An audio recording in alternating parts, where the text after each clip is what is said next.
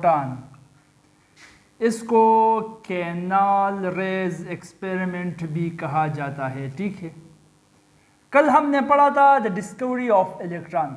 देखो, John Dalton ने कहा था कि एटम इज इनडिविजिबल।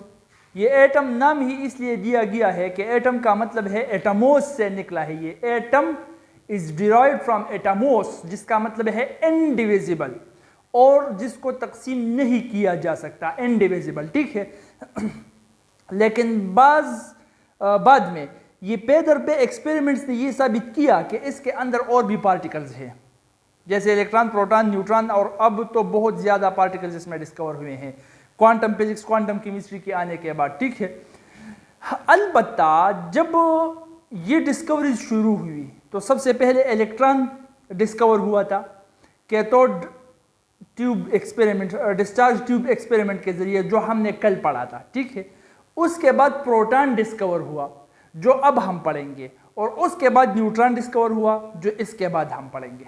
ठीक है, तो प्रोटॉन जो है, इलेक्ट्रॉन तो डिस्चार्ज ट्यूब एक्सपेरिमेंट के जरिए, जिसको कैथोड रेज कहा जाता था, बाद में उसको जी.जे. स्टोनी ने इलेक्ट्रॉन नाम दिया, इस तरह से डिस्कवर हुआ। प्रोटॉन जो है, प्रोटॉन वो किस तरह से डिस्कवर हुआ?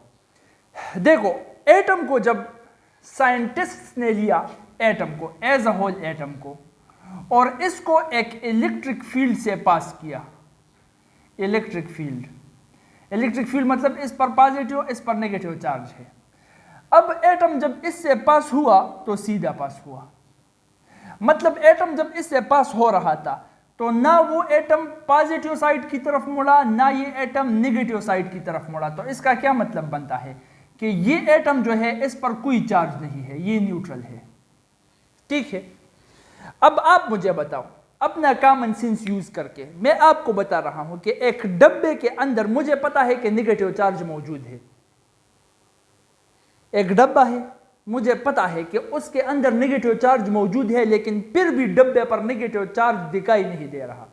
तो इसका मतलब इसके अंदर और कोई चार्ज, जिसको हम पॉजिटिव कह सकते हैं, वो मौजूद है, जो इसके असर को खत्म कर रहा है।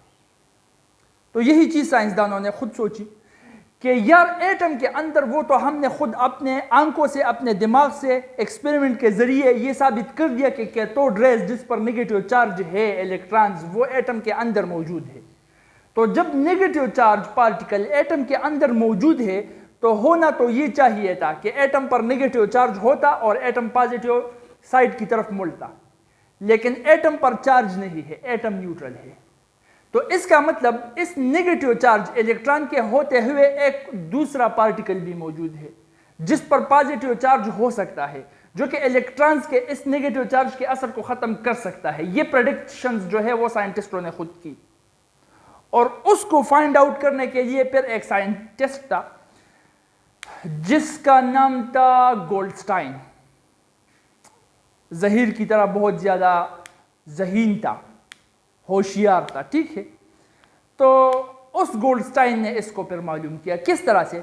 उसने वही सेटअप, डिस्चार्ज ट्यूब एक्सपेरिमेंट का जो सेटअप था, वो कायम कर लिया। इस तरह से देखो, ये हुआ discharge tube experiment, discharge tube.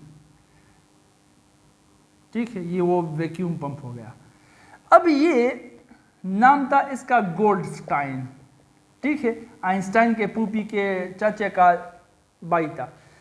अब ये गोल्डस्टाइन ने ये tube experiment, discharge tube experiment में जो डिस्चार्ज ट्यूब इस्तेमाल हुआ था, उसको ले लिया, लेकिन इसने यहाँ पर थोड़ी सी होशियारी दिखाई, और वो ये कि यहाँ पर एनोड, तो इसने आम एनोड ले लिया, एनोड, लेकिन कैथोड जो था,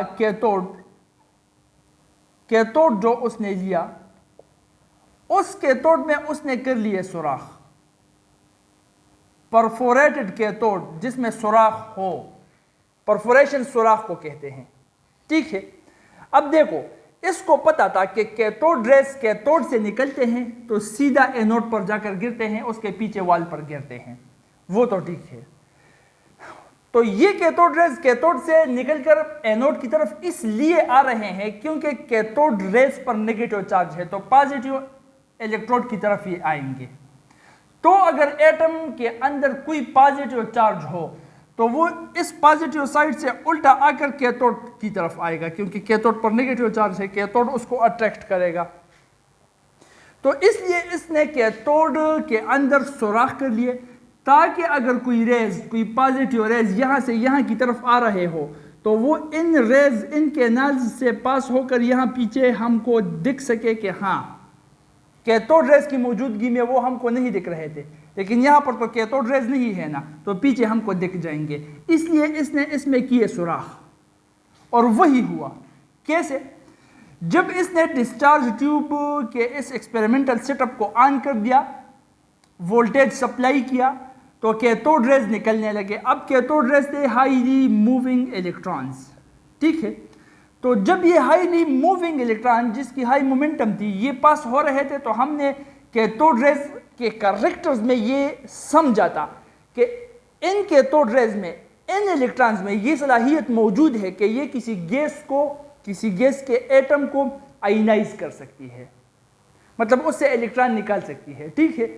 तो इसलिए यहां पर जो गैस यूज हो रहा था, उस गैस के एटम्स में जो इलेक्ट्रॉन्स थे, तो ये कैथोड रेज इलेक्ट्रॉन सीधा जाकर उसके इलेक्ट्रॉन को निकाल लेते हैं, उसको आयनाइज कर लेते हैं, क्योंकि इसमें आयनाइजेशन, आयनाइज करने की सलाहियत मौजूद है। तो जब इलेक्ट्रॉन यहां से निकलता तो पीछे क्या रह जाता? कैटाइन, पीछे कैटाइन रह जाता था। अब ये कैटाइन पर चूंकि पॉजिटिव चार्ज है, तो ये कैटाइन अट्रैक्ट हो जाता था टुवर्ड्स द कैथोड, और कैथोड की तरफ आते हुए सीधा ये जो रेज इन कैनाल एलाइन थी, वो रेज सीधा जाकर इन कैनाल से पास होकर पीछे यहां पर उनको दिखने लगी, ठीक है। तो उससे गोल्डस्टाइन ने बिल्कुल ये अंदाजा वाज़ेह लगा लिया कि यहां पर पॉजिटिवली चार्ज रेज मौजूद है, क्योंकि वो कैथोड की तरफ अट्रैक्ट हो रहे हैं और इन कैनाल से निकलकर पीछे मुझे नजर आ रहे हैं। और इसलिए पहली बार जब ये एक्सपेरिमेंट हुआ तो इसको, इन रेस को इन्होंने नाम दिया कैनाल रेस, क्योंकि यहां पर जो सुराख है कैनाल की तरह है और ये इस कैनाल से पास हो रहे थे, इसलिए इनको इन्होंने नाम दिया कैनाल रेस। क्या समझे? ठीक है। तो ये कैनाल रेस इस तरह से डिस्कवर हुए। अब इसके प्रॉपर्टीज बिल्कुल उसी तरह से स्टडी करने शुरू किए साइंसदानों ने, जिस तरह से कैथोड रेस के प्रॉपर्टीज उन्होंने स्टडी किए थे। और वो प्रॉपर्टीज ये थे कि ये कैनाल रेज जो है, कैनाल रेज नंबर 1, ये स्ट्रेट मूव करते हैं। वो पिछले वाला लेक्चर तो याद है ना? जिसको याद नहीं है तो YouTube पर मौजूद है, वो जाकर चेक कर लो, ठीक है। जो ऑनलाइन देख रहा है वो भी पिछले वाला लेक्चर देख लो, उसमें हर एक प्रॉपर्टी को वाज़ेह तौर पर हमने एक्सप्लेन किया है, ठीक है। अब स्ट्रेट लाइन में ये भी मूव करते हैं। किस तरह से पता लगा लिया? उन्होंने कोई अपेक्स सब्सटेंस उसके सामने रख दिया, जब रेज उससे टकराई तो पीछे शेडो बन गया, जब शेडो बन गया तो उससे उन्होंने अंदाज़ा लगा लिया कि ये रेज सीधा जा रहे हैं। इस तरह से यहाँ भी हुआ। प्रॉपर्टी नंबर 2, पिन व्हील इन्होंने इसके रास्ते में रख दिया और पिन व्हील रोटेट हो गया। इसने भी पिन व्हील को रोटेट कर दिया, पिन व्हील को रेज के सामने रख दिया, रेज आकर जब पिन व्हील से टकराए तो पिन व्हील रोटेट हो गया, इस तरह से रोटेट करने लगा, ठीक है। तो इसका मतलब ये रेज भी जो है ये पार्टिकल नेचर के हैं। तो जब इन्होंने इसको इलेक्ट्रिक और मैग्नेटिक फील्ड से पास किया तो it showed opposite behaviour to that of electron. जिस तरह इलेक्ट्रॉन इलेक्ट्रिक और मैग्नेटिक फील्ड में डिफ्लेक्ट होता था जिस डायरेक्शन में, बिल्कुल उस डायरेक्शन के अपोजिट डायरेक्शन में, चाहे मैग्नेटिक फील्ड हो चाहे इलेक्ट्रिक फील्ड हो, उसमें ये कैनाल रेज डिफ्लेक्ट होते थे। मतलब इलेक्ट्रिक फील्ड में कैथोड रेज जो थे, चूंकि कैथोड रेज पर नेगेटिव चार्ज था तो वो पॉजिटिव इलेक्ट्रोड की तरफ डिफ्लेक्ट होते थे। अब कैनाल रेज पर चूंकि पॉजिटिव चार्ज है तो इलेक्ट्रिक फील्ड में ये नेगेटिव इलेक्ट्रोड की तरफ डिफ्लेक्ट होंगे। और इसी तरह से मैग्नेटिक फील्ड में भी जब कैथोड रेज मैग्नेटिक फील्ड में इस डायरेक्शन में, लेफ्ट डायरेक्शन में डिफ्लेक्ट होते थे, वही ये कैनाल रेज राइट साइड पर डिफ्लेक्ट होते थे। तो बिल्कुल अपोजिट डायरेक्शन में, जो कि ये दिखा रहा है कि कैनाल रेज की चार्ज, इसकी प्रॉपर्टीज यहाँ पर चार्ज में और मैग्नेटिक फील्ड में वो बिल्कुल कैथोड रेज के अपोजिट है। ठीक है, number next is charge to mass ratio. अब इसकी चार्ज टू मास रेशियो जो है, it depend upon the gas used. अच्छा, यहां पर अब ये पॉइंट नोट करते जाओ। ठीक है, कैथोड रेज के केस में हमने ये पढ़ा था कि कैथोड रेज चाहे यहां पर जो भी गैस आप इस्तेमाल करो, चाहे जो भी इलेक्ट्रोड इस्तेमाल करो, कैथोड रेज इस पर डिपेंड करता ही नहीं है।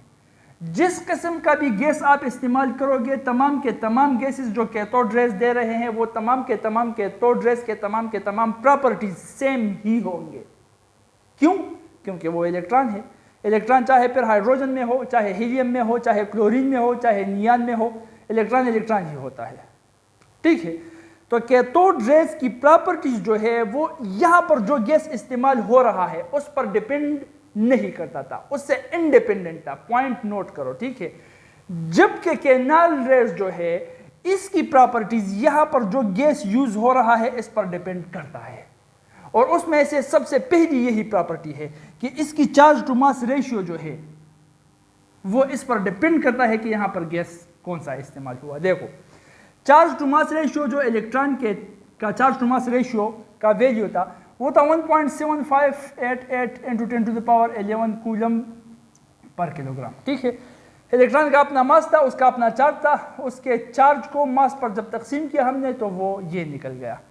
जबकि यहां पर जो है ये कैटाइंस है जो कि इस कैनाल से पास हो रहे हैं, तो ये कैनाल रेज असल में ये कैटाइंस है, उस कैटाइन के अंदर प्रोटॉन्स है। तो अब ये डिपेंड करता है, अगर आप हेवी गैस इस्तेमाल कर रहे हो, फॉर एग्जांपल क्लोरीन, तो क्लोरीन का मास कितना है 35, और अगर आप इस्तेमाल कर रहे हो हाइड्रोजन, तो हाइड्रोजन का मास कितना है 1.008, तो बहुत बड़ा डिफरेंस है। ठीक है, इसी तरह अगर आप हीलियम इस्तेमाल कर रहे हो तो हीलियम का मास है 4, नियान इस्तेमाल कर रहे हो, नियान का मास है 20। तो ये डिपेंड करता है कि आप कौन सा वाला गैस इस्तेमाल कर रहे हो, तो उतना ही हेवी कैटाइन बनेगा। उतना ही हेवी कैटाइन मतलब उसका मास उतना ही ज्यादा होगा। तो जितना मास ज्यादा होगा उतना ही चार्ज टू मास रेशियो कम होगा, क्योंकि इनवर्सली प्रोपोर्शनल टू मास है, मास नीचे है, डिनोमिनेटर है। ठीक है, तो मास जितना ज्यादा होगा उतना ही चार्ज टू मास रेशियो कम होगा। इसका मतलब सबसे छोटा चार्ज टू मास रेशियो वो क्लोरीन का होगा, उसके बाद नियान का होगा, उसके बाद हाइड्रोजन का होगा, और सबसे ज्यादा charge to mass ratio hydrogen का होगा। तो पीरियोडिक टेबल में maximum charge to mass ratio जिसकी है वो है हाइड्रोजन। और अगर हम हाइड्रोजन को इस डिस्चार्ज ट्यूब के अंदर इस्तेमाल करें, इस डिस्चार्ज ट्यूब के अंदर हम हाइड्रोजन साहिबेन को इस्तेमाल करें, तो maximum charge to mass ratio हमारे साथ आ जाएगी। और यहाँ पर maximum charge to mass ratio की वैल्यू जो है वो है 9.54, हाँ क्या है 9.54 × 10⁻7 कूलम्ब पर किलोग्राम। और इससे फिर आप मास भी निकाल सकते हो कैनाल रेज की, और वो मास इस तरह से निकाल सकते हो 9.54 × 10⁻7। यहाँ पर चार्ज जो है इसका वो है, चार्ज इलेक्ट्रॉन और प्रोटॉन पर सेम है, सिर्फ साइड जुदा है, वो नेगेटिव है, ये पॉजिटिव है। ये +1.602 × 10⁻19 कूलम होगा, वो -1.602 × 10⁻19 कूलम था। तो मास को यहाँ पर, इसको यहाँ पर ले आओ, तो 1.602 को 9.54 पर अगर हम डिवाइड करेंगे तो मास आ जाएगा 1.67 × 10⁻27 किलोग्राम या -25 ग्राम। ठीक है, तो इस तरह से आ जाएगा। तो ये कुछ पॉइंट्स है जो आपको नोट कर लेने हैं कि कैथोड रेज गैस पर डिपेंड नहीं करता, जबकि कैनाल रेज की प्रॉपर्टीज गैस पर डिपेंड करता है। सबसे ज्यादा चार्ज टू मास रेशियो जिसकी है वो सबसे लाइटेस्ट गैस हाइड्रोजन की है, और जितने गैस का मास जितना बढ़ेगा, किसी गैस का मास अगर एमसीक्यूज में आ जाए तो सबसे मास जिस गैस का ज्यादा हो, सबसे कम चार्ज टू मास रेशियो उस ही की होगी, क्योंकि मास डिनोमिनेटर है, और जिसका मास ज्यादा उसका answer charge to mass ratio वो कम। बात यहाँ तक समझ में आ गई? अच्छा, तो इस तरह से वो डिस्कवरी हो गई किस चीज़ की? केनाल रेज की, पॉजिटिव रेज की। अब इसको नोट कर लो और इसके बाद फिर कर लेते हैं कि न्यूट्रॉन्स की डिस्कवरी किस तरह से हो गई। ठीक है।